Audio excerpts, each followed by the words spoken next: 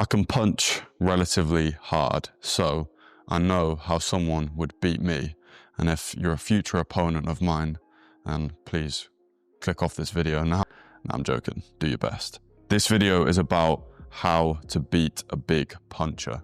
You might find if you get in the ring with someone who can punch hard, then instantly you tighten up, you freeze, you become a bit more stiff.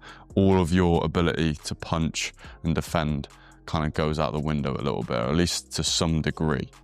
And in this video, I'm going to basically explain how I would go about beating someone who could punch harder than me, because there's a very specific way to sort of stop a big puncher. First of all, it's about a clash of styles. If you're a pressure fighter, then a big puncher loves a pressure fighter, because that just means they're going to come towards them, which means they don't have to move their feet, which means their feet are already set, so they can just punch as they come. All right, that's great. If you've got someone who's a pressure fighter, then you can walk them onto punches, and that's what the big puncher is looking for. Okay, but if you're an outboxer, and that means the big puncher has to go follow them around the ring, which means their feet aren't set because they've got to move, which then means that it's hard for them to properly tee off and land their big punches. Okay, so that's the first thing, knowing the difference between pressure fighting and boxing on the outside. If you're better at boxing on the outside, that's going to be a bit more of a nightmare for a big puncher, because their game is to set their feet. When they set their feet, that's when they can hit hard. Right? They only hit hard because their feet are set.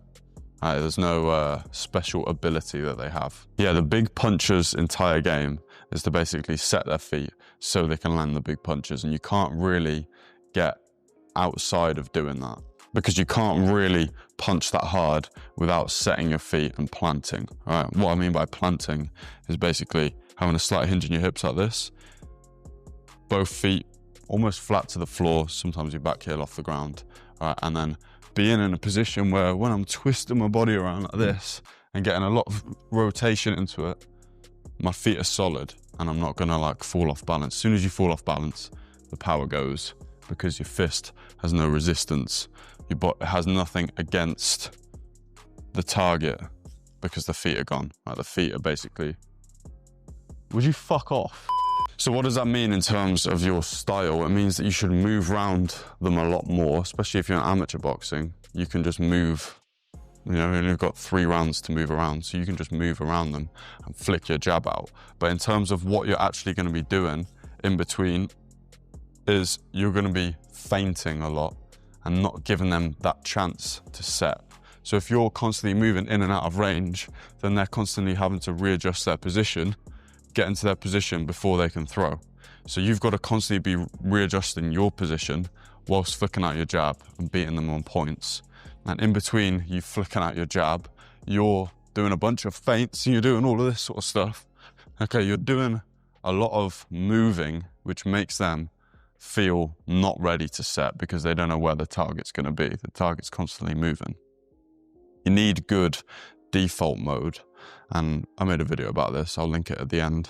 But default mode is basically the movement state in between your punches.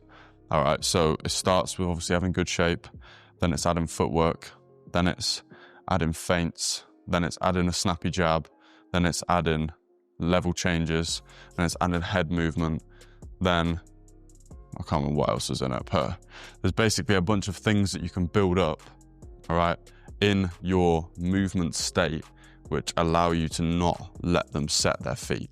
All right, so that's what you're going to need to do if you're facing someone who's a bigger puncher. So, as I said, I made a video about that default mode. I'll link it on screen now, so go give that a watch. That's basically what you want to implement against a big puncher, and you want to be doing that actively and at quite a high pace. That's all for this video. See you later.